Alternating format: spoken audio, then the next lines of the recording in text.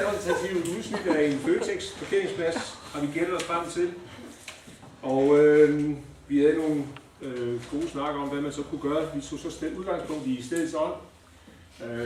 Vi burde ikke os selv om, jeg synes, det var en god idé at lege et sted, hvor at der var sådan en forbrugersk hul af energi og brændselsolie og udslip og støj og larm og den slags ting. Men frisk og frejdig, så tænkte vi, her har børnene godt af at lege, så der kunne vi gå.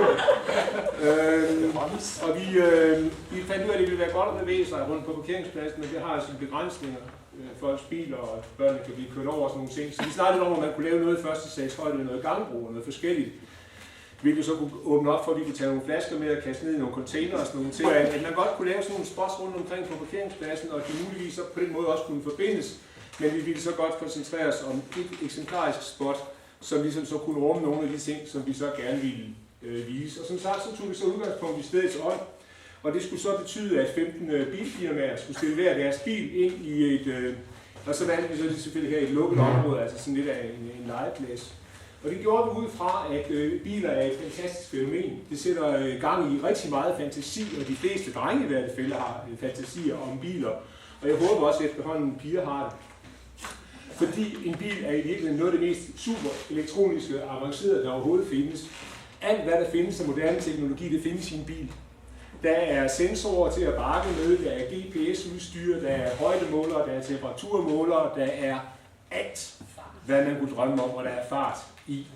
Så vi valgte at sige, at vi ville prøve at lave sådan en legeplads, hvor de her mennesker, de børnene, de kunne så komme og lege i de her biler her, og meget gerne også sådan, at de skulle selvfølgelig kunne prøve de her biler, og meget gerne skulle bilerne være sat sådan, så man kunne klatre på dem, og at man på en eller anden måde kunne kravle hen over dem og have sådan et parkour eller sådan et eller andet stil over det på en eller anden måde. Og nu er det lidt ligegyldigt, hvordan vi forholder os til vores bil, fordi når vi nu har de her fede biler, så skal det helst være mange i dem. Og derfor så skulle det være sådan, at når der var 4 i bilen, så havde man bedre vilkår for at klare sig, end når der kun var 1. Fordi så skulle man rende ud, og det var så ordet flaske, så skulle man rende ud, og så kunne man rende hen til nogle steder, hvor der så var benzin og olie og sprinklervæske og hvad fanden det alt sammen. Og så skulle man have de her units med tilbage og sætte ind i bilen. Og så kunne bilen på den måde køre, og ved hjælp af sådan et computerspil, så kunne man køre på de børn, der legede i de andre biler. Og så galt det om at komme først, uden at skade bilen og uden at køre tør for benzin. Fordi hvis man kører tør for benzin, så skulle man jo ud igen. Eller hvis man løb tør for olie, eller hvis man lavede for mange kugler. Og så på den måde, så kunne man skabe en leg.